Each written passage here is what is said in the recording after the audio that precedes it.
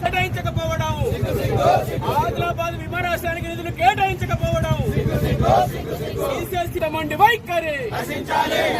ఆదిలాబాద్ జిల్లా పట్ల మోడీ ప్రభుత్వం మండి వైఖరి,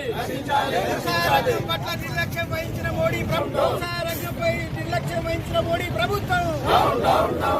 రంగంపై నిర్లక్ష్యం వహించిన మోడీ ప్రభుత్వం, జిల్లా అభివృద్ధికి నిధులు కేటాయించని బీజేపీ నిర్లక్ష్యం వైఖరి,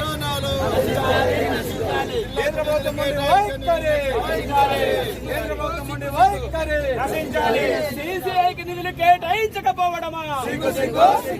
ఆర్మూర్ రైల్వేకి నిధులు కేటాయించకపోవడమా, ఆదిలాబాద్ జిల్లా పట్ల కేంద్ర ప్రభుత్వం వంటి వైఖరి, ఆదివాసీ జిల్లా ఆదిలాబాద్ కు కేంద్ర ప్రభుత్వం వంటి వైఖరి,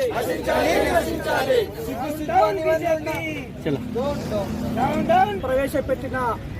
40 లక్షల కోట్ల రూపాయల బడ్జెట్ లో ఆదిలాబాద్ జిల్లాకు మొండి చేయి చూపించింది.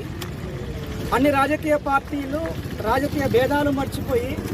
ఆదిలాబాద్ జిల్లా అభివృద్ధి కోసము గత నెల రోజుల నుంచి సిసిఐ సాధన కోసం ఒక సాధన కమిటీని ఏర్పాటు చేసి పెద్ద ఎత్తున పోరాటం చేస్తూ ఉంటే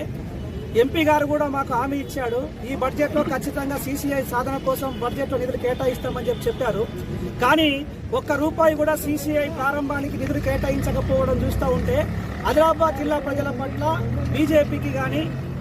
నరేంద్ర మోడీ ప్రభుత్వానికి ఎంతటి నిర్లక్ష్యం ఉందో మనకు స్పష్టమవుతా ఉంది. అంతేకాదు అనేక సంవత్సరాల నుంచి దిగో వస్తుంది అగో వస్తున్నాయి అన్నటువంటి ఆదిలాబాద్ నుంచి ఆర్మూర్ రైల్వే లైన్ కావచ్చు, అట్లనే విమానాశ్రయం ఏర్పాటుకు నిధులు కావచ్చు, అట్లనే కేంద్రీయ విద్యాలయానికి నిధులను ఏర్పాటు చేసే విషయంలో కావచ్చు, నవోదయ స్కూల్ని ఆదిలాబాద్ జిల్లాకు మంజూరు చేసే విషయంలో కావచ్చు, అట్లనే ఆదిలాబాద్ జిల్లా పారిశ్రామికంగా అత్యంత వెనుకబడినటువంటి జిల్లా, మొత్తం దేశంలోనే పేదరికంతో కూడుకున్న జిల్లా అని చెప్పి నీతి ఆయోగ్ ఈ రోజున నివేదికలు ఇస్తూ ఉంటే ఈ ఆదిలాబాద్ జిల్లాను అభివృద్ధి చేయడం కోసం అనేక రకాల వనరులు ఉన్నాయి ఈ ఆదిలాబాద్ జిల్లాలో. ఉదాహరణకి మ్యాంగనీస్ ముడిసరుకు ఉన్నది. ఆ మ్యాంగనీస్ ముడిసరుకు ఆధారంగా ఇనుము పరిశ్రమలు పెట్టడానికి అవకాశం ఉన్నది, టెక్స్టైల్స్ పరిశ్రమను పెట్టడానికి అవకాశం ఉన్నది, టమాటా జ్యూస్ లాంటి పరిశ్రమలు పెట్టడానికి అవకాశం ఉంది, ఇట్లాంటి వ్యవసాయ ఆధారిత పరిశ్రమలు పెట్టడానికి అవకాశం ఉన్నది. కానీ ఆదిలాబాద్ జిల్లా ప్రజల పట్ల నరేంద్ర మోడీ ప్రభుత్వం